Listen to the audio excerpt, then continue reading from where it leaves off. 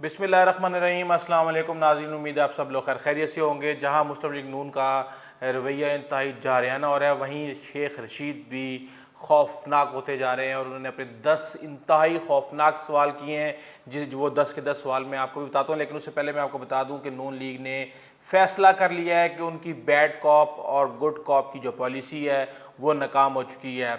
मज़ीद तफसीलात से पहले सब्सक्राइब और घंटी यानी बेल आइकॉन को प्रेस कर दें ताकि हमारी मुलाकात के सिलसिले को कायम रखा जा सके और हमारी हर अपडेट आप तक सबसे पहले पहुंचे। बड़े लंबे अरसे से आप देख रहे हैं कि मरियम और उसके पापा जो है ना बैड कॉप, और उनके चचा जो हैं जनाब शहबाज शरीफ साहब, वो गुड कॉप की पॉलिसी अपनाते रहे हैं। एक तरफ वो इस्टेब्लिशमेंट से राब्ते में रहे हैं, दूसरी तरफ वो इस्टेब्लिशमेंट के ख़िलाफ़ बात करते रहे हैं। जब मामला बनने की तरफ जाते थे तो फौरी तौर पे वो दोनों चुप हो जाते थे, खामोश हो जाते थे, उनकी ट्विटर गर्दी बिल्कुल रुक जाती थी और वो बिल्कुल चुप करके बैठ जाते थे, ड्रिपें लगवा के हॉस्पिटल के अंदर बेडों पे लेट जाते थे। लेकिन अब ये गुड कॉप और बैड कॉप की पॉलिसी मुकम्मल तौर पे फ्लॉप हो चुकी है और अब नून लीग ने फ़ैसला कर लिया है कि या तो इस्टेब्लिशमेंट मौजूदा हुकूमत की हमायत छोड़े, वरना हम इस इस्टेब्लिशमेंट के ख़िलाफ़ हैं और हम जारहाना रवैया अख्तियार रखेंगे। हम इमरान खान को कुछ नहीं कहेंगे, हम उसको सपोर्ट करने वालों को कुछ कहेंगे।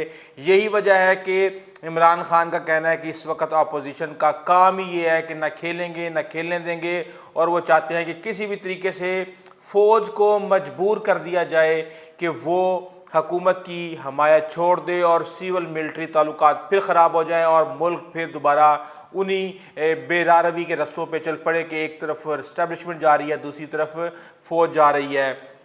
इमरान खान ने इस हवाले से ये बात भी की है कि गिलगित बल्तिस्तान की जो मीटिंग थी उसमें मैं इसलिए नहीं गया क्योंकि मैं जब भी अपोजिशन की किसी भी मीटिंग में जाता हूं तो वो फौरी तौर पे मांगने का काम शुरू कर देते हैं। वो कहते हैं जी कि आप हमें एनआरओ दे दें, आप हमें ये सहूलत दे दें, आपने नैब के हवाले से ये सारी चीज़ें देख चुके हैं।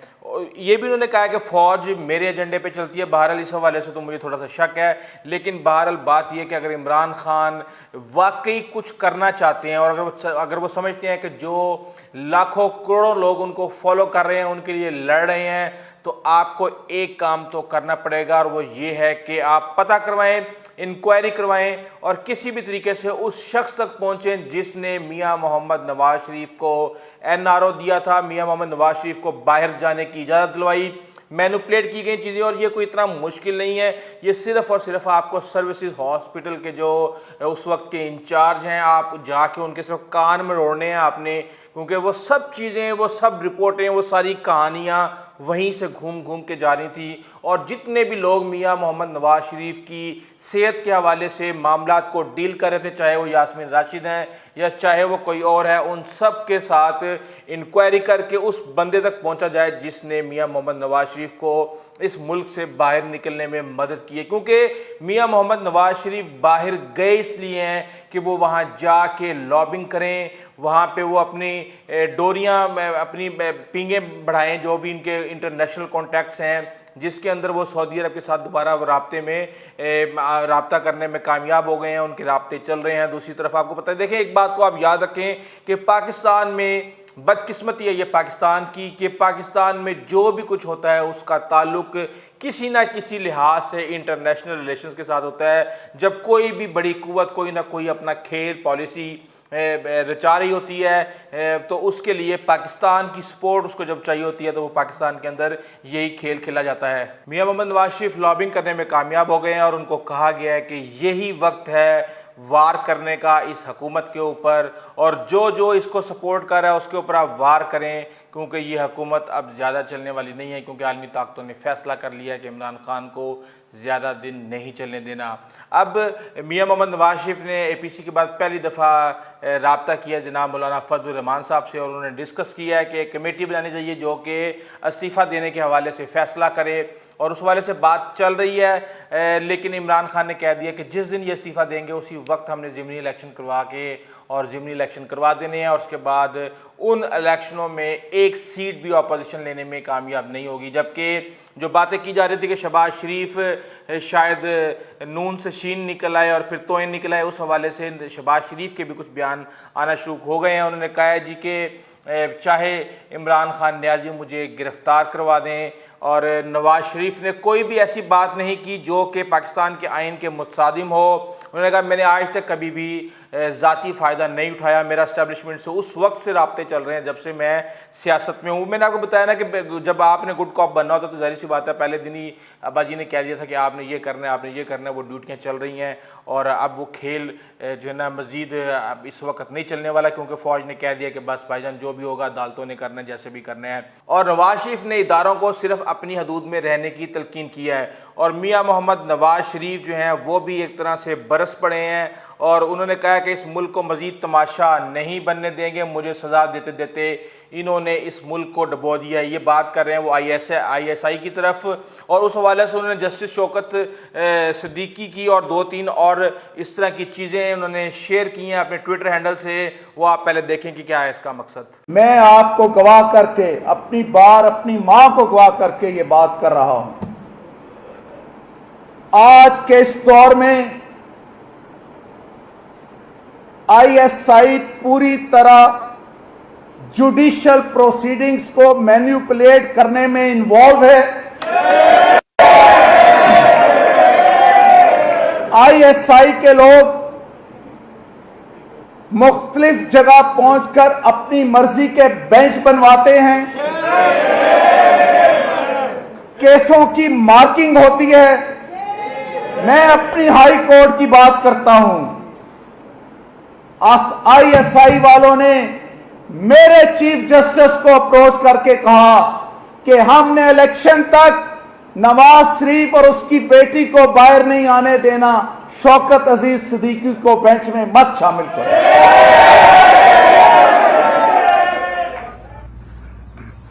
سر آپ کی جج سے ملاقات کیسی رہی؟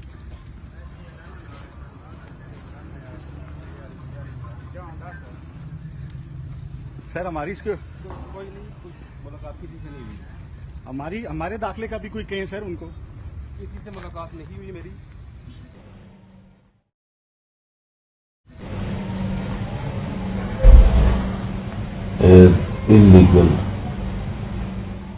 میاں صاحب کو تو 3-4 بندے نہ ہوتے تو میاں صاحب تو چوتھی دفعہ ہی پرائم منسٹر بن جانا تھا. کون 3-4 آدمی؟ آپ کو بھی پتا ہے, مجھے بھی پتا ہے, آپ مجھے کیوں مروانا چاہتے؟ اس کا مقصد صرف اور صرف اداروں کو بدنام کرنا ہے. اس وقت میاں محمد نواز شریف جیسا کہ انہوں نے کہا تھا کہ ہمارا ہدف جو ہے نا عمران خان نہیں بلکہ اس کو لانے والوں پہ ہے, اور وہ فوری طور پہ انہوں نے وہی اسٹریٹجی اپنائی ہوئی ہے. پتہ نہیں ان کو اسٹریٹجی دی گئی ہے کہ آپ اس طریقے سے اس اسٹریٹجی پہ چلیں تو آپ کو اس کے دوررس نتائج آئیں گے. جبکہ میں آپ کو ایک شاٹ دکھاتا ہوں جناب ایئر وائس مارشل یا ایئر مارشل جناب شاہد لطیف صاحب کا, جو کہ یہ کہہ رہے ہیں کہ خام خواہ میں اس کے سارے گناہ, یعنی عمران خان کے سارے گناہ فوج کیوں لے رہی ہے. اس طریقے سے ایک ڈسکمفرٹ زون پیدا کیا جا رہا ہے ان لوگوں کے لیے جو کہ عمران خان کو سپورٹ کر رہے ہیں, تاکہ وہ کہتے ہیں کہ فوج کو نیوٹرل لینا چاہیے, فوج کو متنازعہ ادارہ نہیں بننا چاہیے. آپ ذرا یہ شاٹ دیکھیں کیا کہتے ہیں. ہم اوپن ہوئے اور حالات کی ساری تباہی جو اب ہمارے ذمہ ہو رہی ہے, اور اوپنلی جس طرح فضل الرحمان نے بیان ڈیولپ کیا کہ ان کی فوج بھی اس چیز کا آنسر نہیں ہے. کب تک ان کو سر کرے گی؟ فوج بھی اس چیز کا آنسر نہیں ہے اور باقی کب تک کرے گی. آپ ٹھیک کہہ رہے ہیں, کہاں تک اس کو سنبھالو, اپنے سر کب تک لیں, اپنے سر لے لے کے بیڑا غرق کر رہے ہو, خود فریق بن رہے ہو, فریق بن گئے ہو. ہر چیز کو آپ کو یاد ہوگا کہ کیانی کے زمانے میں بھی جو دوسرا ٹینیور تھا وہ تباہی تھا, ان کا بھی. جبکہ شیخ رشید کے بارے میں کہا جا رہا ہے کہ شیخ رشید صاحب اس وقت فوج کے ترجمان بن گئے ہیں, وزارت جو ہے نا جو اطلاعات ہے نشریات اس کے بھی وہ ہیڈ بن گئے ہیں, اور وہ اکیلے اس وقت فوج کا دفاع کر رہے ہیں. اور شیخ رشید نے نواز شریف سے 10 سوالات پوچھتے ہوئے کہا ہے کہ انہوں نے آل پارٹیز کانفرنس APC سے بھارت کی اثر و رسوخ کے حامل ایجنٹس جو انفلوئنس ایجنٹ کے طور پر انہوں نے خطاب کیا. کسی شخص نے میری بات پر یہ نہیں کہا کہ میں نے غلط کہا ہے. یہ لوگ کہہ رہے ہیں کہ میں نے کسی کے کہنے پر بیان دیا ہے, تو میں نے ایسا نہیں کیا. میں پاک فوج کا جان باز ہوں, میں ان لوگوں سے بہت سینئر ہوں, یہ سب مجھ سے جونیئر ہیں, یہ مجھے مشورہ نہیں دیتے, میں انہیں مشورہ دیتا ہوں. اور نواز شریف سے یہ 10 سوال اس لیے ہیں کیونکہ آپ نے طوفان کھڑا کر دیا ہے. یہ قومی معاملات پر ملاقات کرتے ہیں اور ذاتی ایجنڈوں پر بات کرتے ہیں. شیخ رشید کے 10 سوال آپ نے جس میں پہلا سوال یہ ہے کہ آپ نے اسامہ بن لادن سے کتنی ملاقاتیں کی اور کتنے پیسے بطور چندہ وصول کیا؟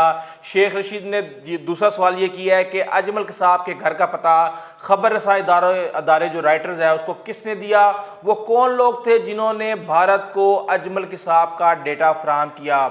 اگلا سوال وہ کرتے ہیں کہ دشمن ملک کے سربراہ مودی کو رائے ونڈ میں بلا کر آپ نے اس سے کیا خفیہ باتیں کی، جبکہ دشمن ملک کے سربراہ مودی کو ملک سے باہر فون کیوں کرتے تھے؟ کیا پاکستان کے اندر آپ کو خطرات تھے کہ آپ کی باتیں ملک کی سلامتی کے خلاف ہوں گی؟ وہ سامنے آ جائیں گی۔ آپ نے جتنی کالز نریندر مودی کو کی اس کی تعداد اور ایجنڈا بتائیں۔ لاہور سے حملہ آوروں کی بسیں اسلام آباد لے جا کر چیف جسٹس سجاد علی شاہ کی موجودگی میں سپریم کورٹ پاکستان پر یلغار کس نے کی؟ کس نے پنجاب ہاؤس میں صبح ناشتہ کروا کر سپریم کورٹ پر حملہ کروایا؟ بیماری کا بہانہ کر کے آپ ملک سے گئے، ووٹ کی بات کرتے ہیں تو کورٹ کی بات کیوں نہیں کرتے؟ وہ کون سا سیاستدان ہے اس ملک میں کہ کورٹ اسے طلب کرتی ہے اور وہ بیماری کا بہانہ بناتا ہے کہ کرونا وائرس تھا، تاہم جب پاکستان کی سلامتی اور ادارے کے خلاف تقریر کرنی ہو تو ایک ایک گھنٹہ خطاب کرتے ہیں؟ ڈان لیکس کے پیچھے کون تھا؟ آج اعتراف کر لیا تو پہلے انکار کیوں کیا تھا؟ اور 2013 کے انتخابات میں کتنا پیسہ خرچ کیا؟ اور سیف الرحمان کے ذریعے قطر سے آپ کو کتنی رقم وصول ہوئی؟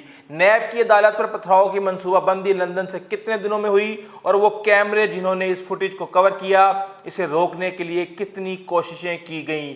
بے نظیر کی کردار کشی کے لیے پیٹر گیلبرتھ کے جعلی دستخط سے حسین حقانی کے ذریعے خط کس نے جاری کیا؟ اور شیخ رشید کا مزید کہنا تھا کہ سابق گورنر سندھ محمد زبیر نے 36 برسوں میں اصلی قیادت سے کوئی ملاقات نہیں کی۔ وہ کہہ رہے ہیں کہ جی میرے پرانے تعلقات ہیں جنرل باجوہ کے ساتھ اور میں اس روز ملاقات میں موجود تھا اور قوم مجھ پر یقین رکھنے میں جھوٹ نہیں بولوں گا۔ پیپلز پارٹی کس قیمت پر سندھ سے استعفیٰ نہیں دے گی؟ مسلم لیگ نون کے کئی لوگ استعفیٰ نہیں دیں گے لیکن جو دیں گے وہاں انتخابات کروائیں گے، اور میں نے بھی جنوری تک کی تاریخ دی ہے، سب راز سامنے آ جائیں گے اور یہ ٹائیں فش ہوں گے، یہ وہ نہیں جو دکھائی دیتے ہیں۔ اس حوالے سے کہا یہ جا رہا ہے کہ اگلے آنے والے دنوں میں ہر روز ایک نئے سے نیا انکشاف ہوگا۔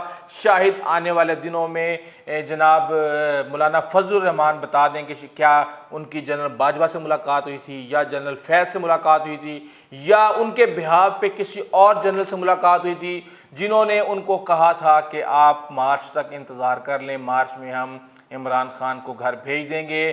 اور اس حوالے سے فوج کے پاس بھی، اسٹیبلشمنٹ کے پاس بھی بے تحاشا راز ہیں، جو راز شیخ رشید یا کسی اور کے ذریعے ہر روز منظر عام پہ آئیں گے، جبکہ میاں نواز شریف بھی لندن سے اپنا کھیل جاری رکھیں گے۔ آنے والے اگلے 1 2 3 مہینے، جنوری ایون آپ یہ سمجھیں کہ مارچ تک جب تک سینٹ کے الیکشن نہیں ہوتے، ملک میں ہنگامی صورتحال اور ہنگامی کیفیت طاری رہے گی۔ اس لیے ہمارے ساتھ آپ کنیکٹڈ رہیں۔ اگر آپ نے ہمارے چینل کو سبسکرائب نہیں کیا تو پلیز کر لیں، بیل آئیکن کو پریس کر لیں۔ اپنے دوستوں، کاربار ہمسایوں کا خاص خیال رکھیے گا۔ آئندہ تک کے لیے اجازت دیجیے، اللہ حافظ۔